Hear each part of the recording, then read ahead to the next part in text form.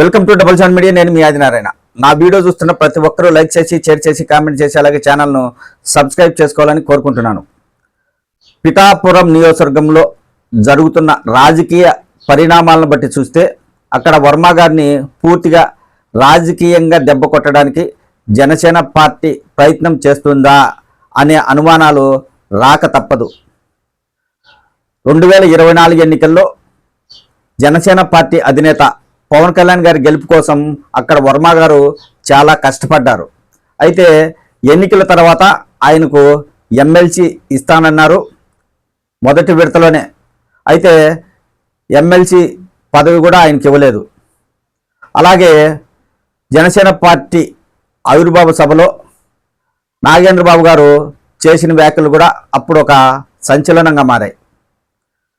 పిఠాపురం నియోజకవర్గంలో జనసేన పార్టీ అధినేత పవన్ కళ్యాణ్ గారి విజయానికి అక్కడ ఉన్న ఓటర్లు జన సైనికులే కారణమని గతంలో నాగబాబు గారు వ్యాఖ్యలు చేశారు. ఆ మాటలపై ఇంతవరకు డిప్యూటీ సీఎం పవన్ కళ్యాణ్ గారు ఏమీ మాట్లాడలేదు. అయితే ఈ మధ్యకాలంలో జనసేన పార్టీ తెలుగుదేశం పార్టీ కార్యకర్తల మధ్య వాగ్వాదాలు జరుగుతున్నాయి. గతంలో ఒక వాగ్వాదం జరిగితే తాజాగా మళ్ళీ జనసేన పార్టీ కార్యకర్తలు వర్మ గారి వర్గీయుల మధ్య, అంటే తెలుగుదేశం పార్టీ కార్యకర్తల మధ్య వాగ్వాదం చోటు చేసుకుంది. ఎందుకంటే కాకినాడ జిల్లా గొల్లప్రోలు మండలం చందుర్తిలో నూతన RO ప్లాట్ ప్రారంభించడానికి జనసేన పార్టీ ఇన్ఛార్జి మర్రెడ్డి శ్రీనివాస్ అక్కడికి రావడం జరిగింది. అయితే అక్కడ తెలుగుదేశం పార్టీ కార్యకర్తలు జనసేన పార్టీ ఇన్ఛార్జిని ప్రశ్నించారు. వర్మ గారికి ఆహ్వానం లేకుండా మీరెలా వస్తారు? వర్మ గారిని పిలవకుండా మీరెలా ప్రారంభోత్సవం చేస్తారని కార్యకర్తలు ప్రశ్నించారు. వర్మ గారు చెప్పకపోతే మేము పవన్ కళ్యాణ్ గారికి ఓట్లు వేసేవారమా? ఈరోజు పవన్ కళ్యాణ్ గారు ఎమ్మెల్యేగా గెలిచారంటే అది వర్మ గారి భిక్షే అన్న రీతిలో తెలుగుదేశం పార్టీ కార్యకర్తలు, వర్మ గారి అనుచరులు జనసేన పార్టీ నాయకులను ప్రశ్నించారు. దీంతో ఇరువురు వర్గీయుల మధ్య వాగ్వాదం చోటు చేసుకుంది. ఒకరిని ఒకరు తోసుకున్నారు. అయితే RO ప్లాంట్ ప్రారంభోత్సవం చేసిన తర్వాత వెంటనే అక్కడి నుంచి జనసేన పార్టీ ఇన్ఛార్జి శ్రీనివాస్ వెళ్ళిపోవడం జరిగింది. అంతటితో అక్కడ వాగ్వాదానికి ముగింపు పలికారు. అయితే పిఠాపురం నియోజకవర్గంలో ఇప్పటికీ 2 సార్లు జనసేన పార్టీ కార్యకర్తలు, తెలుగుదేశం పార్టీ కార్యకర్తలు వాగ్వాదానికి దిగారు. అక్కడ పోటాపోటీగా రాజకీయాలు చేస్తున్నారు. కానీ ఇంతవరకు డిప్యూటీ సీఎం పవన్ కళ్యాణ్ గారు మాత్రం ఏమీ మాట్లాడటం లేదు. వర్మ గారిని కానీ జనసేన పార్టీ నాయకులను కానీ పిలిచి మాట్లాడటం లేదు. అయితే వర్మ గారి అనుచరులు ఇక్కడ ఒక అనుమానం వ్యక్తం చేస్తున్నారు. అదేంటంటే పూర్తిగా వర్మ గారిని రాజకీయంగా దెబ్బతీసి పిఠాపురం నియోజకవర్గాన్ని డిప్యూటీ సీఎం పవన్ కళ్యాణ్ అడ్డాగా మార్చుకోవాలని జనసేన పార్టీ భావిస్తుంది అన్న రీతిలో వర్మ వర్గీయులు ఆరోపణలు చేస్తున్నారు, లోపల మాట్లాడుకుంటున్నారు.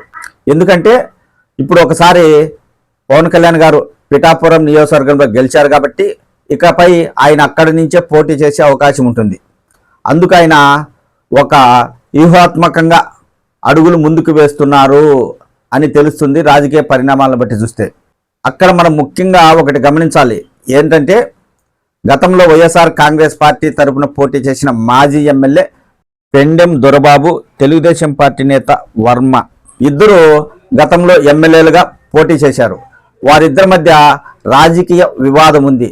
అయితే జనసేన పార్టీ అధ్యక్షుడు డిప్యూటీ సీఎం పవన్ కళ్యాణ్ గారు పెండెం దొరబాబును జనసేన పార్టీలోకి ఆహ్వానించడం జరిగింది. వర్మ గారికి చెక్ పెట్టడానికి జనసేన పార్టీలోకి వైఎస్ఆర్ కాంగ్రెస్ పార్టీ నేతను ఆహ్వానించారు అనే భావన ఖచ్చితంగా తెలుగుదేశం పార్టీ కార్యకర్తల్లో, వర్మ వర్గీయులలో రాక తప్పదు. పిఠాపురం నియోజకవర్గంలో తెలుగుదేశం పార్టీ తరఫున వర్మ గారు ఉండగా వైఎస్ఆర్ కాంగ్రెస్ పార్టీ నుంచి మరో నేతను జనసేన పార్టీలో చేర్చుకోవాల్సిన అవసరం డిప్యూటీ సీఎం పవన్ కళ్యాణ్ గారికి లేదు. అయినా కానీ చేర్చుకున్నారు. పవన్ కళ్యాణ్ గారు డిప్యూటీ సీఎంగా ఉన్నారు కాబట్టి ఆయన ఆ నియోజకవర్గంలో ఎప్పుడంటే అప్పుడు పర్యటించలేరు. కాబట్టి ఆయన లేనప్పుడు నియోజకవర్గం అభివృద్ధి చూసుకోవాలంటే తనకు అనుగుణంగా వైఎస్ఆర్ కాంగ్రెస్ పార్టీ నుంచి మాజీ ఎమ్మెల్యేను జనసేన పార్టీలో చేర్చుకున్నారు. దీనివలన ఖచ్చితంగా వర్మ గారిని రాజకీయంగా దెబ్బతీయడానికి, వర్మ గారికి పిఠాపురం నియోజకవర్గంలో ప్రాధాన్యత లేకుండా చేయడానికి జనసేన పార్టీ అధినేత ఈ విధంగా చేయడం జరిగింది అని వర్మ వర్గీయులు చర్చించుకుంటున్నారు. ఆ నియోజకవర్గంలో ఆయన చేసిన రాజకీయ పరిణామాలు అలాగే ఉన్నాయి. పిఠాపురం నియోజకవర్గంలో వర్మ గారికి ప్రాధాన్యత ఉంటే డిప్యూటీ సీఎం పవన్ కళ్యాణ్ గారికి అక్కడ ప్రాధాన్యత తగ్గిపోయే అవకాశం ఉంటుంది. ఆయన ఇప్పుడు పిఠాపురం నియోజకవర్గాన్ని తన అడ్డాగా మార్చుకోవాలనుకుంటున్నారు కాబట్టి అక్కడ అడ్డుగా ఉన్నది ఎవరంటే వర్మ గారు. ఇప్పుడు ఆ వర్మ గారికి రాజకీయంగా ప్రాధాన్యత తగ్గిస్తే ఇక అక్కడ పవన్ కళ్యాణ్ గారికి తిరుగుండదు. అందుకే పవన్ కళ్యాణ్ గారు వర్మ గారిని పెద్దగా పట్టించుకోకుండా వైఎస్ఆర్ కాంగ్రెస్ పార్టీ నేతను జనసేన పార్టీలో చేర్చుకొని పూర్తిగా అక్కడ నియోజకవర్గం అభివృద్ధికి ఇటు వైఎస్ఆర్ కాంగ్రెస్ పార్టీ నేత జనసేన పార్టీలో చేరారు కాబట్టి ఆయన, అటువైపు జనసేన పార్టీ ఇన్ఛార్జి శ్రీనివాసు ఇద్దరు కలిసి నియోజకవర్గాన్ని చూసుకుంటారు అనే ఉద్దేశంతో పవన్ కళ్యాణ్ గారి ఆలోచన ఉన్నట్లు వర్మ వర్గీయుల్లో ఒక చర్చ అయితే సాగుతుంది. మొత్తానికైతే ఇక్కడ మనం గమనించాల్సింది ఏంటంటే పిఠాపురం నియోజకవర్గంలో జనసేన పార్టీ తెలుగుదేశం పార్టీ కార్యకర్తల మధ్య వాగ్వాదాలు జరుగుతున్నా ఇటు పవన్ కళ్యాణ్ గారు కానీ అటు చంద్రబాబు గారు కానీ పట్టించుకోవడం లేదు. వారిని పిలిచి సమన్వయం చేయడంలో వారిరువురు ఎలాంటి నిర్ణయం తీసుకోలేదు. దీనివలన పార్టీకి నష్టం జరుగుతుంది అనే విషయాన్ని కూటమి నాయకులు మర్చిపోతున్నారు. ముఖ్యమంత్రి చంద్రబాబు గారు గతంలో వర్మ గారిని పిలిపించుకొని మాట్లాడి పవన్ కళ్యాణ్ గారికి సపోర్టుగా ఎన్నికల్లో ప్రచారం చేసి ఆయన్ని గెలిపించాలని చెప్పడం జరిగింది.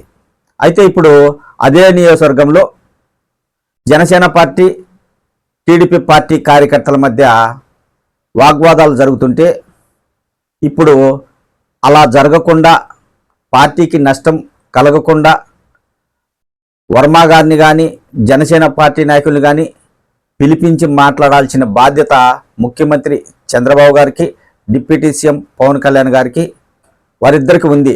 అయితే వాళ్ళు పట్టి పట్టనట్లు వ్యవహరిస్తున్నారు. దీనివల్ల అయితే పార్టీకి నష్టం కలిగే అవకాశం ఉంటుంది.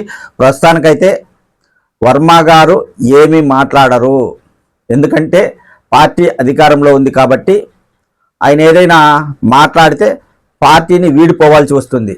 ఇప్పుడు ఆయన మౌనంగానే ఉంటారు. సమయం వచ్చినప్పుడు తప్పకుండా సంచలన వ్యాఖ్యలు చేసే అవకాశం ఉంటుంది.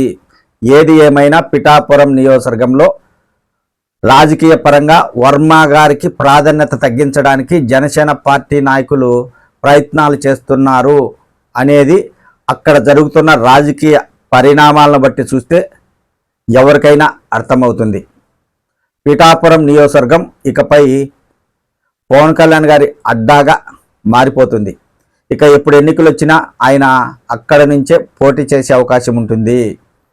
కాకపోతే ఇక్కడ నష్టపోయింది ఎవరంటే తెలుగుదేశం పార్టీ నేత వర్మ గారు.